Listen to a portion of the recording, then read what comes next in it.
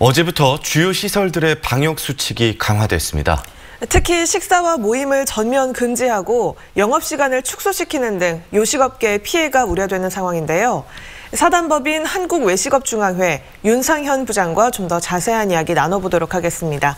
네, 안녕하십니까? 네, 안녕하십니까?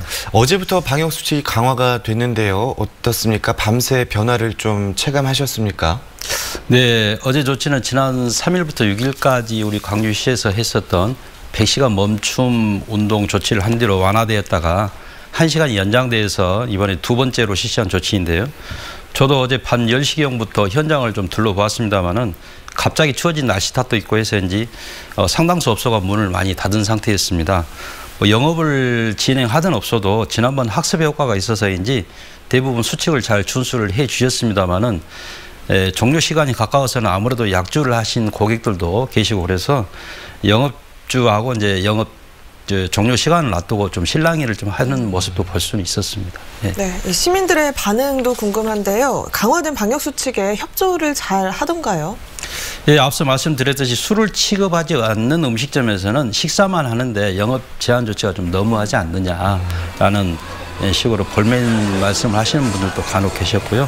또 술을 취급하는 일부 호프집이나 주점에서는 시간이 10시다 보면 아무래도 이루고 해서 조금씩은 아쉬웠던 것 같습니다. 그래서 10시가 다 돼서도 선뜻 자리를 일어나지 못하시는 고객들도 있었던 것 같습니다. 네, 뭐 식당이나 커피숍 같은 경우에는 영업시간이 좀 많이 줄어든 셈이잖아요. 그렇습니다. 네, 어떨까요? 피해가 어느 정도 될까요? 뭐 또 애로사항은 또 어떤 것들이 있고요? 예, 뭐 음식점 애로사항은 말씀 안 대로 잘 알고 계실 텐데요. 저희 광주시에는 일반 음식점이 약 18,000개 정도가 됩니다. 이미 사회적 거리두기가 강화가 되면서 종일 영업을 하는 업소도 30-40% 정도는 이제 손님이 줄어서 힘든 상황인데요. 네. 더군다나 야간에만 주로 영업을 하는 곳이 45% 정도로 해서 8,000여 개 가까이 되는 셈입니다. 이런 업소는 대부분 개점을 해도 휴업이나 다름없다고 봐야 될 것 같은데요. 직장인들이 퇴근하고 이용하는 곳이기 때문에 지금과 같이 10시까지만 영업을 해야 한다면은 실제 영업시간이 2시간 남짓밖에 안 돼서 문을 닫을 수밖에 없는 그런 상황으로 봐야 될 것 같습니다. 이 조치가 28일까지 계속 연장이 되게 돼 있는데요. 한 달 중에 무려 15일을 쉬게 되는 셈인데 인건비는 물론이고 임대료도 뭐 낼 수 없는 아주 어려운 상황으로 봐야 될 것 같습니다.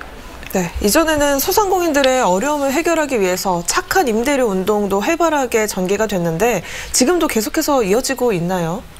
예, 참 좋은 운동인 것 같습니다. 저희 단체에서도 착한 임대료 운동에 동참해 주신 임대인들의 미담 사례 발굴을 위해서 지속적으로 파악을 하고 있습니다. 근데 우리 광주 코로나가 2차 유행이 되던 지난 7월경까지는 간간히 동참 소식이 있었습니다. 그러나 8월 이후부터서는 동참률도 현재 좀 낮아지고 있는 그런 실정인 것 같습니다. 네, 일각에서는 장사가 멈추면 임대료도 멈춰야 한다라고 해서 일부 의원의 발의로 임대료 멈춤법이 나오기도 했습니다. 이런 의견에 대해서는 어떻게 생각을 하시나요? 요새 며칠 좀 뜨거운 감정인 것 같습니다. 코로나 확산으로 많은 국민이 피해를 보고 있습니다. 특히 집합금지와 제한 조치로 임차인의 고통과 부담이 아주 큰 상황인데요. 재난 상황에서만큼이라도 임대료 갈등을 해결하기 위해서는 사회적인 논의와 합의가 반드시 필요하다고 생각을 합니다.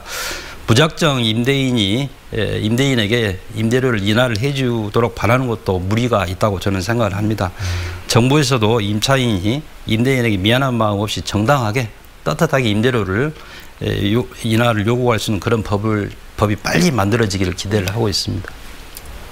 네, 코로나가 얼른 종식돼야 할 텐데요. 강화된 방역수칙 속에서 요식업계의 상황 함께 짚어봤습니다. 네, 오늘 말씀 잘 들었습니다. 네, 고맙습니다. 감사합니다.